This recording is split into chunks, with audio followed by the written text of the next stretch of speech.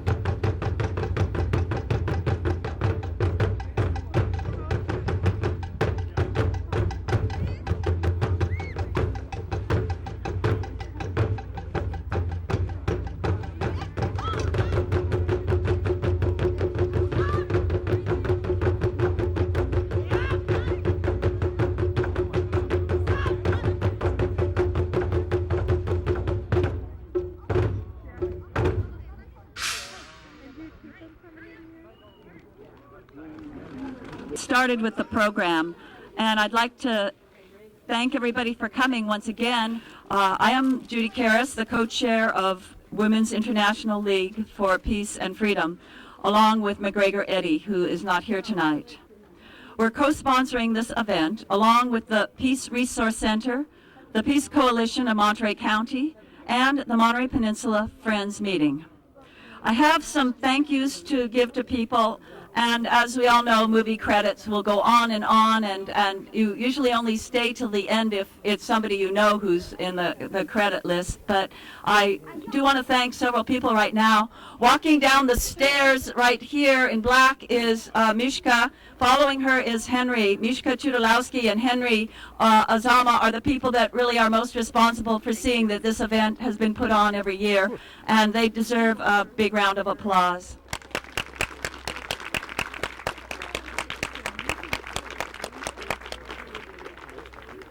And it was through Mishka's perseverance that we had the taiko drummers last year and again this year, so we're most grateful. Before I introduce the mayor of Pacific Grove, I wish to acknowledge Pacific Grove as being a member of the, they have joined the cities that are partners to Mayors for Peace, and I want to read something from the resolution that was passed this year at the 80th annual meeting of Mayors for Peace, the 2020 vision. They stress that the continuing economic crisis is forcing mayors and cities to make ever deeper cuts in critical public services. The USCM resolution takes note that, quote, in 2011, the United States spent $711 billion on the military, 41% of the world total, and twice as much as the next 14 countries combined, including China, Russia, 6 NATO allies, and 3 major non-NATO allies. Stating that President Obama submitted a plan to Congress in 2010 projecting investments of well over $185 billion by 2020 to maintain and modernize U.S. nuclear weapon systems. The USCM calls on Congress to terminate funding for modernization of nuclear warheads, delivery systems, and production facilities, to slash spending on nuclear weapons well below Cold War levels, and to redirect the funds to meet the urgent needs of cities. I think, well, that's the problem with the internet is you find yourself clicking on a lot of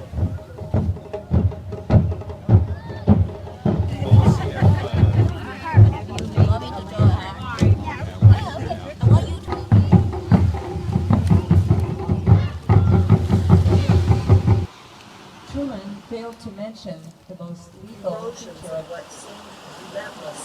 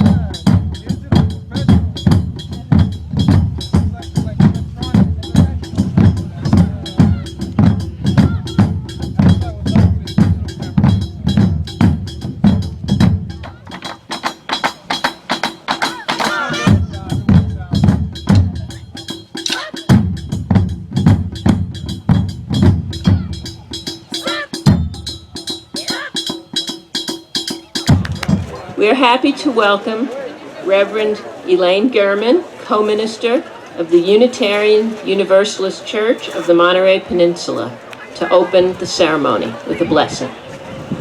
Spirit of life, creative force of love in the universe, God of many names, we gather here this evening to remember together. We're here to remember the events of August 1945, the atomic bombings of Hiroshima on August 6th and Nagasaki on August 9th.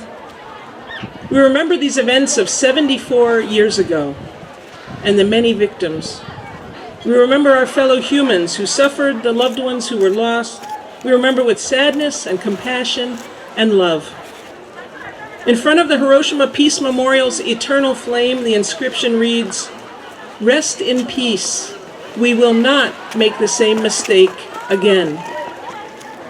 We are here to remember, but not only to remember, but to resolve to continue the challenging struggle of nuclear disarmament and to work for global peace. To remember the victims and to pledge to work to prevent the making of the same mistake ever again. Let us each recommit ourselves this evening to the goal of world peace, remembering those who have suffered and the lessons we have learned, and resolving to work for more justice, more peace, and more love, beginning with ourselves. Amen. We are honored to have Chris Hasegawa with us tonight as our keynote speaker. Prior to retiring, Dr. Hasegawa was a founding science faculty member and dean at California State University, Monterey Bay. Dr. Hasegawa serves the community on the Board of Trustees for the Spreckles Union School District, the Board of Directors for ALBA, Agriculture and Land-Based Training Association, and on the Board of Directors of Monterey Peninsula Voices. Chris is married to Denise, a cardiac rehab nurse and one of our taiko drummers. Thank you, Dr. Hasegawa, for being with us. Thank you, Beverly. Where is my taiko drummer? She's over there someplace. Each year, we come together here to commemorate the anniversary of the atomic bombings of Hiroshima and Nagasaki.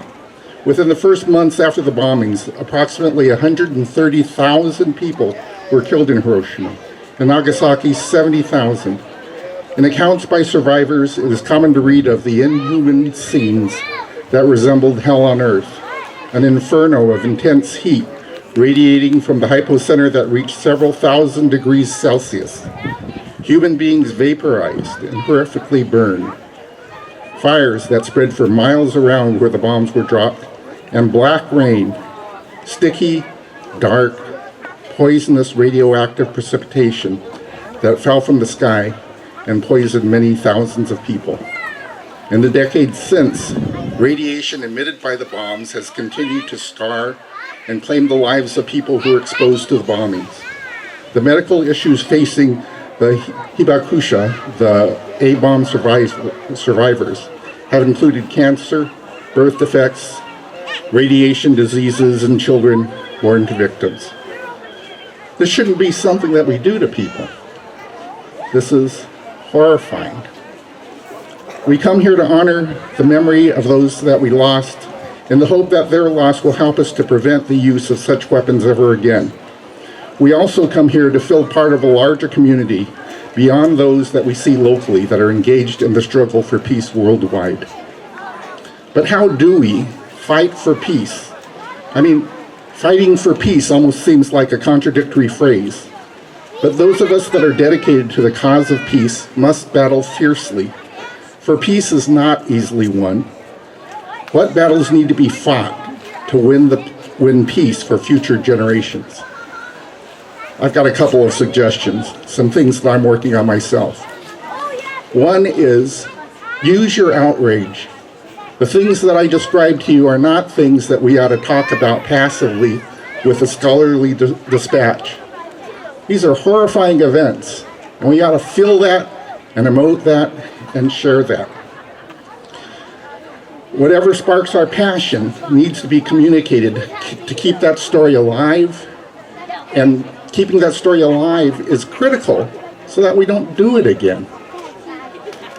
I was raised a Presbyterian, and recently my pastor reminded me that prayer is a way to build a communication to God and is intended to change us, not God.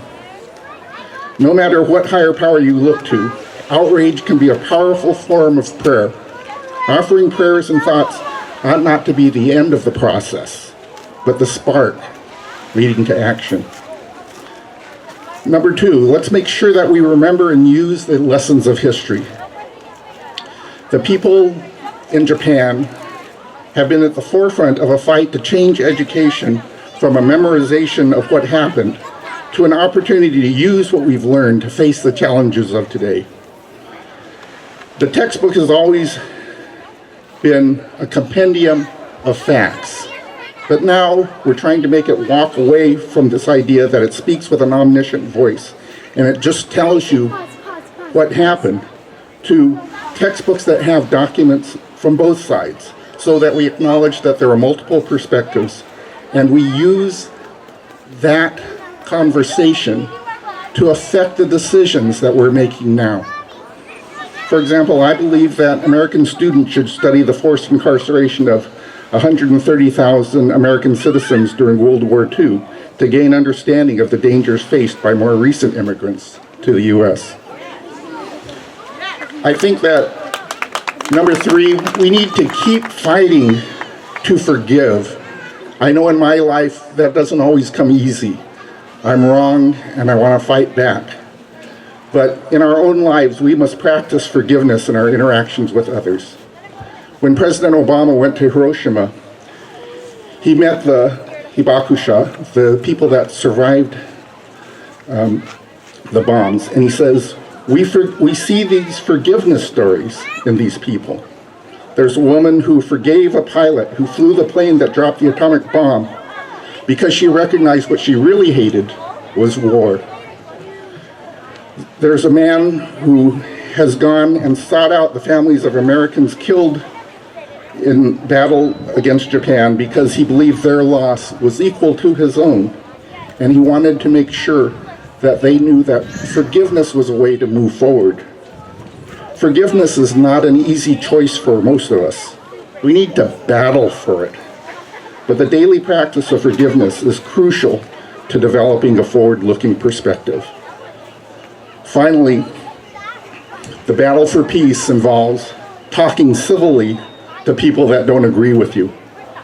The corollary to learning forgiveness is to focus on learning civility in discourse. Again, the Japanese have spoken out against the divisive language that's taking hold in many countries around the world. If we can only denigrate and demonize those that we disagree with, we build walls that hinder any attempts at peaceful resolution. Disagreements between individuals are a normal part of human existence, and we must learn to resolve conflicts peacefully with those we live with and love if we are to have any hope of interacting peacefully with those that we sincerely disagree with. So we have to find a way to talk civilly, not only to people that we care about, but to people that we disagree with. It's sometimes easy to get mad in an argument and wish for vengeance. We must fight with ourselves to take the more difficult road that leads to resolution with benefits for both sides. So how do we fight for peace? Express your outrage. Engage with history. Fight to forgive. Wage war on incivility. And remember, even though you may feel alone in doing this, the words of Margaret Mead, never doubt that a small group of thoughtful, committed citizens can change the world. Indeed, it's the only thing that ever has. We're delighted to have Joyce Vanderveer speak to us tonight. She remembers the day the United States dropped the atomic bomb on Hiroshima and speaks from direct memory of that day. In World War II, our whole society was geared toward winning the war. Not like today, when ongoing wars are background noises hardly noticed. Then, every able young man drafted. Everyone with yard space, a victory garden. Every neighborhood with an air raid warden. On August 6th of 1945, I was a college student, home for the summer, having achieved the pinnacle of confidence in my own wisdom, known as becoming a sophomore. My father drove me to my summer job on his way to work, sharing rides on rationed gas. In February, Americans and British had demolished the city of Dresden with 800 planes flying sorties for 2 nights, dropping thousands of tons of explosives and incendiary bombs. We saw it all on the newsreels. And in May, the Germans surrendered. It was just a precursor of our willingness to sacrifice civilians. On August 6th, as my father and I drove to work, listening to the radio news, we were hoping that the war in the Pacific was winding down. Our troops were preparing to invade Japan. The newscaster came on with great excitement. A single bomb from a lone plane had been dropped on Hiroshima, destroying the entire city. I knew that was impossible. That was pure hype. I said so with all the self-assurance of a college sophomore. But to my surprise, my father disagreed. My father, a physicist, had been invited to be part of the super-secret Manhattan Project that developed the atom bomb. While he declined that honor, he knew what his former UC Berkeley classmates were working on. In that moment, he realized that his friends had succeeded in unleashing the atom, and he looked very somber indeed. He understood the implications. For most Americans, the initial response was like mine: amazed surprise, even disbelief that one bomb could destroy a city, and then joy that the war was over. We, the American public, were not told that the Japanese were trying to surrender before the bombs were dropped. We believed the bombs had ended the war and there was dancing in the streets.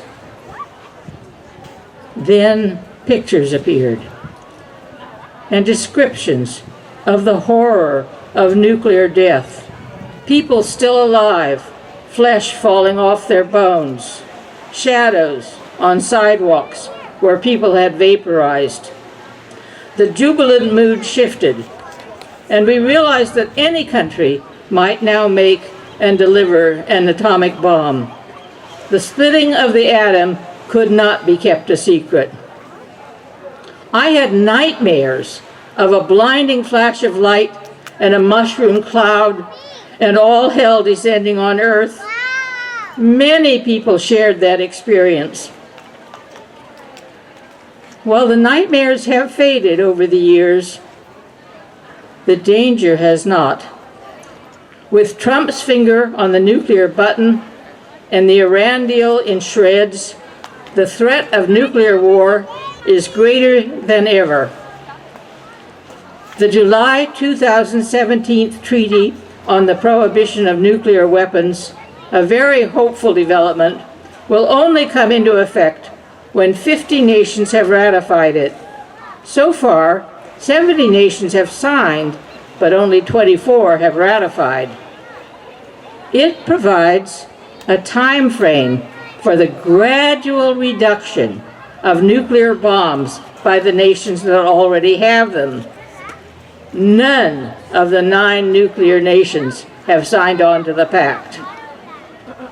This week, the U.S. officially and dangerously withdrew from the Intermediate Range Nuclear Treaty Agreement signed by Reagan and Gorbachev in the 1980s. It prohibits new medium-range missiles in Europe and Russia targeting each other. The UN has decried the U.S. withdrawal. It's time to end nuclear danger, end the whole nuclear era everywhere. No nuclear weapons, no nuclear power, no uranium mining, all leave a residue of radioactive waste that will contaminate the planet for thousands of years. Perhaps we need another Manhattan Project that seeks to deal with radioactive waste. Spend the trillions that are proposed for a new generation of nuclear weapons on cleaning up the mess we already have.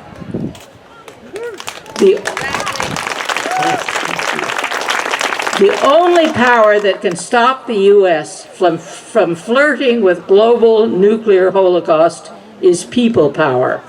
It's you and me and millions of others saying no to threatening the world with destruction, and yes to being good neighbors and good citizens of planet Earth. Yes to green sources of energy. Encourage passage of H.R. 2419 and other bills that support the nuclear ban treaty.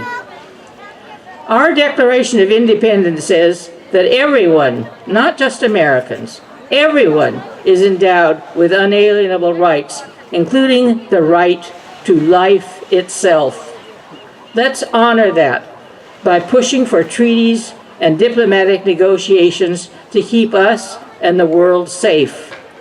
This is how I would commemorate those who died in the nuclear holocausts of Hiroshima and Nagasaki. I want to tell you a little bit about the history of the parade of cranes as the children are walking.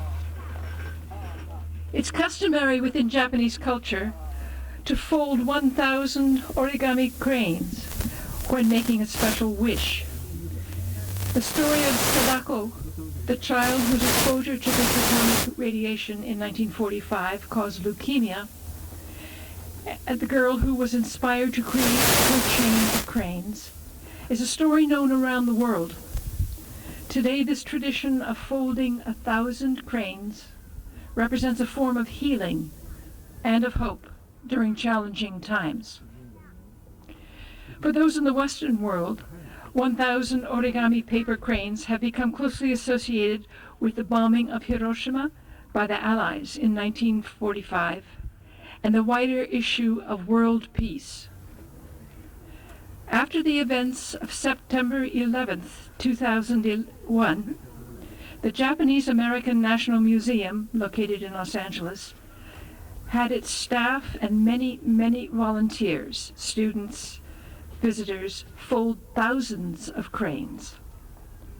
And in a gesture of support and hope for peace, sent them to the fire and police stations in New York City, to the museums, and to the cultural institutions throughout that city, as a memorial to what had happened and hope of healing in the future.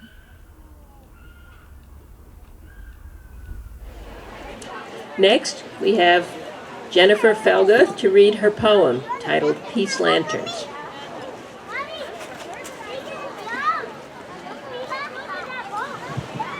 Thank you, Beverly. My poem begins with a quote from Herbert Hoover. He said, "The use of the atomic bomb with its indiscriminate killing of women and children revolts my soul." Peace lanterns. Let us gather, light candles, observe a moment of silence. Remember the victims, repudiate atrocities executed under our name. Let us stand on Pacific shore, envision hands joined in creation rather than unconscionable acts of hatred tearing apart. Let us illuminate hearts in quiet affirmation of nonviolence. Ignite peace lanterns, fold paper cranes. Treat our neighbors as we wish to be considered. Vow to make war obsolete. Khenpo Karten Rinpoche. He's a Tibetan Buddhist teacher who has been asked by His Holiness the Dalai Lama to teach around the world. Rinpoche has been staying in the Monterey area for several months and is currently teaching a series of Buddhist classes. We are very fortunate that he is going to lead us in a Buddhist prayer for peace Hello, Tashidele. Good evening, everybody. I'm very happy to today join this group. I very happy because I am Buddhist monk. I loved peace. Today I gonna pray for the world peace. Okay, Rinpoche has asked me to read the English portion, so if we could join together. When obstacles of the elements, earth, water, fire, or wind, threaten to destroy this illusory body of mine, to you I pray with no doubt or hesitation, Master of Odayana, with the four elements gods, you'll surely calm the elements within themselves. Master Lotus-born, please bless me. Grant my wish spontaneously. And now Rinpoche is going to be down at the beach for a ritual.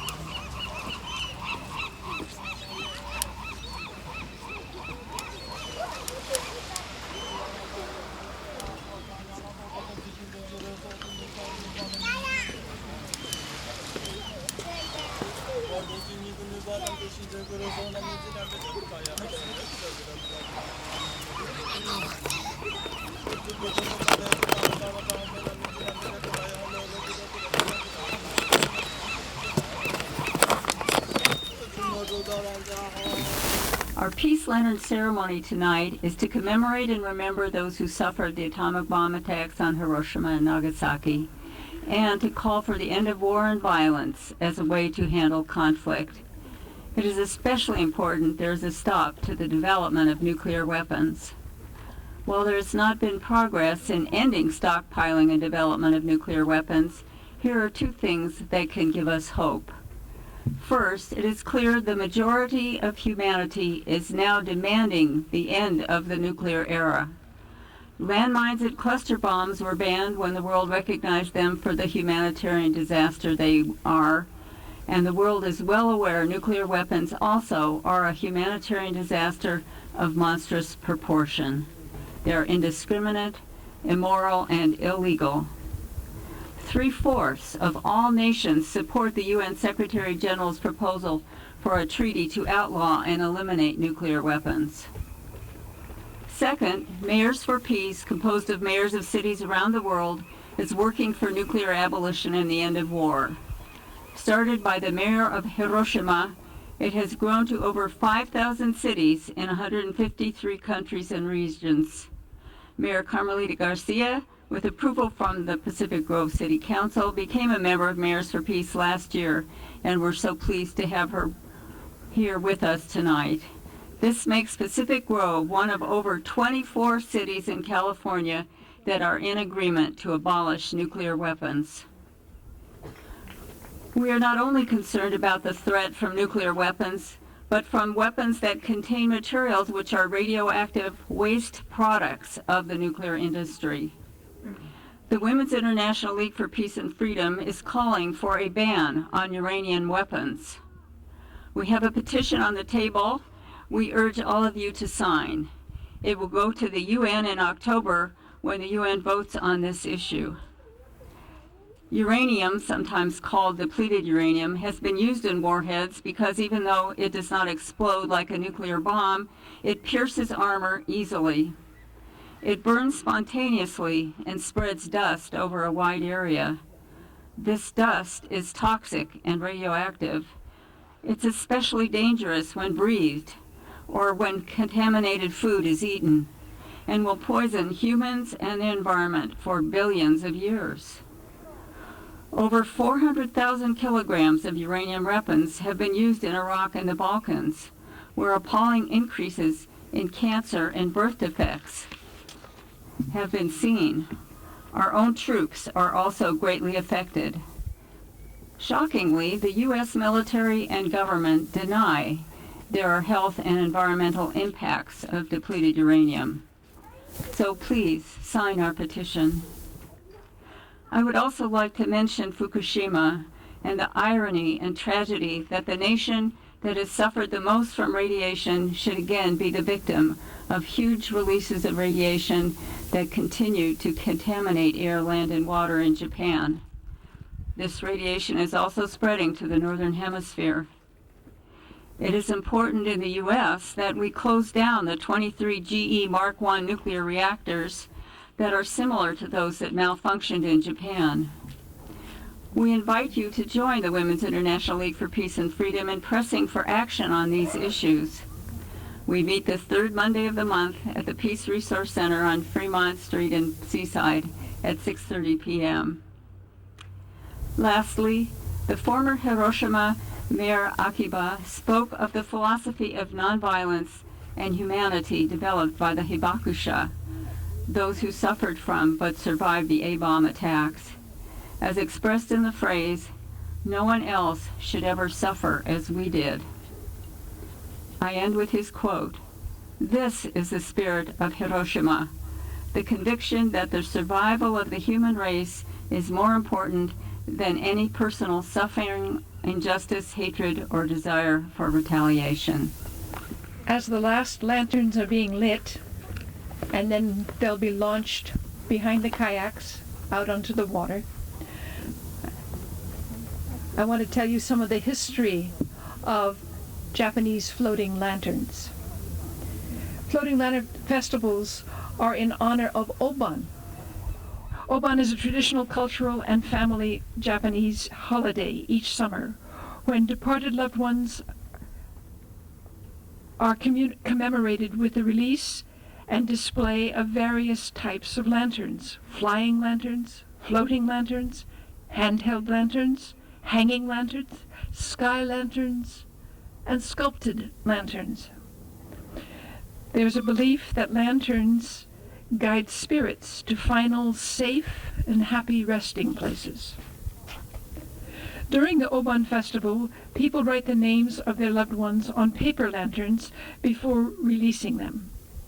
Sometimes messages and drawings are also attached to the sky lanterns, and as we are doing this evening, attached to floating lanterns with our words, our wishes, our hopes, and for some, our memories. Our lanterns tonight are launched into the water of the ocean, towed behind kayaks, until the gently moving lamps are the only light on the dark water. We ask you for quiet attention during the time the lanterns are afloat. For many people here, this is a time for thought, prayer, meditation, and can be mingled with sadness and with hope.